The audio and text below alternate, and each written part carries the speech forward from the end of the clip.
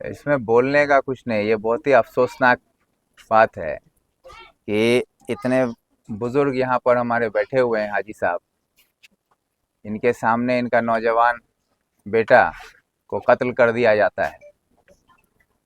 और कत्ल करने की वजह भी एक एक एक हाथ। गज या एक हाथ की जमीन को लेकर। ये कौम कब समझेगी कि हम लोग आपस में एक टुकड़े जमीन के लिए एक भाई दूसरे भाई का कत्ल कर रहा है, एक पड़ोसी दूसरे पड़ोसी को मार रहा है। तो ये अगर हमारा हाल रहा कि हम एक दूसरे का ही कत्ल करते रहेंगे छोटी छोटी बातों को लेकर, तो मसला यह है कि आज जो बड़ी ताकतें हमारे खिलाफ पूरे हिंदुस्तान में जो साजिश रच रही है, उसका उसी का काम तो हम लोग कर रहे हैं। वो हमारा कत्ल क्या करेगा? हमारे ही लोग अपने ही कत्ल करने पे लगे हुए हैं।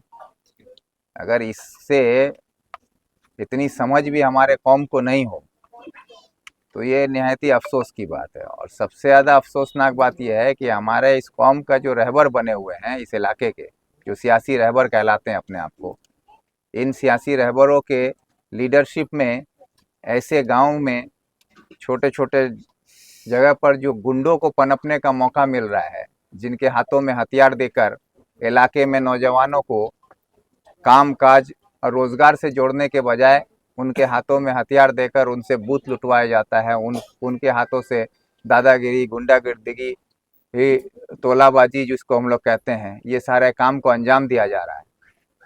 और आज नतीजा ये है कि इन लोगों का हौसला इतना बढ़ गया है कि पुलिस को निकम्मा बना के रखा गया है।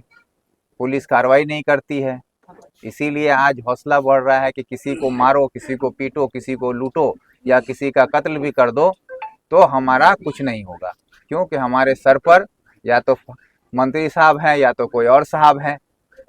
इनके रहनुमाई में अफसोस के साथ मैं कहना चाहता हूँ, मैं सवाल पूछना चाहता हूँ हमारे बड़े भाई जनाब रब्बानी साहब से कि 2016 से लेकर 2025 इन 10 सालों में आप एक दिन बैठकर गिनिए कि आपकी रहनुमाई में ग्वालपोखर में पिछले 10 साल में ग्वालपोखर के गांव में कितने कत्ल हुए हैं।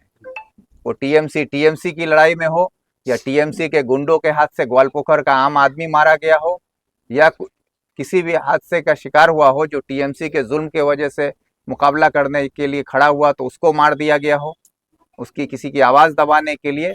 अगर आप ये गिने तो आपको पता चलेगा जितने साल आप मिनिस्टर रहे उसके दुगने लोगों का कत्ल आपकी रहनुमाई में ग्वालपोखर की सरजमीन पर हुआ है।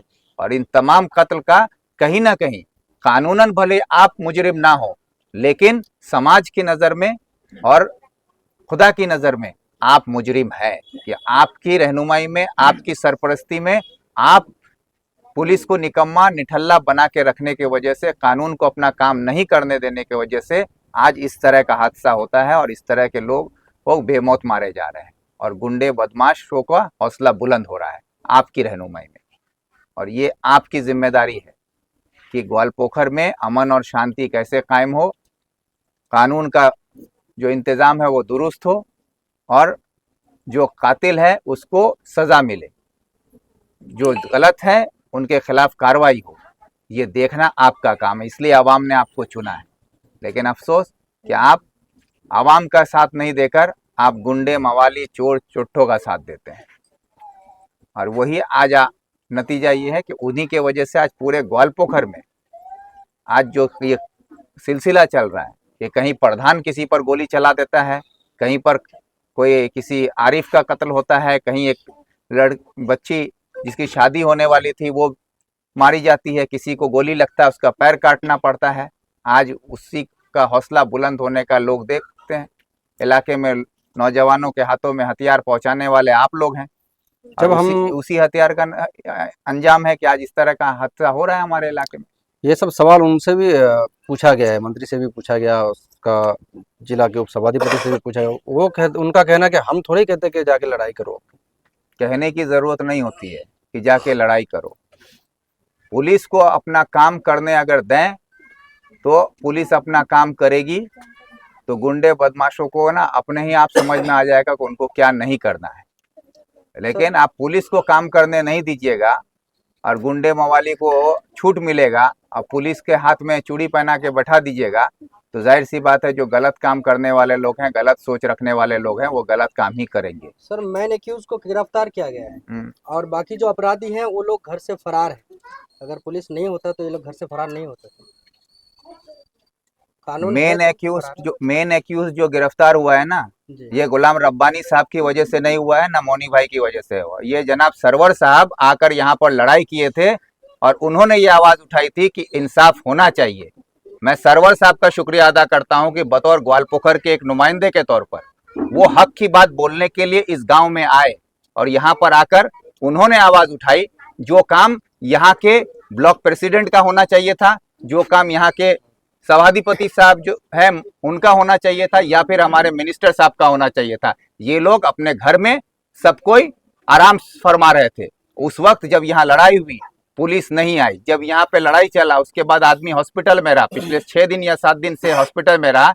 आपकी पुलिस कहाँ थी?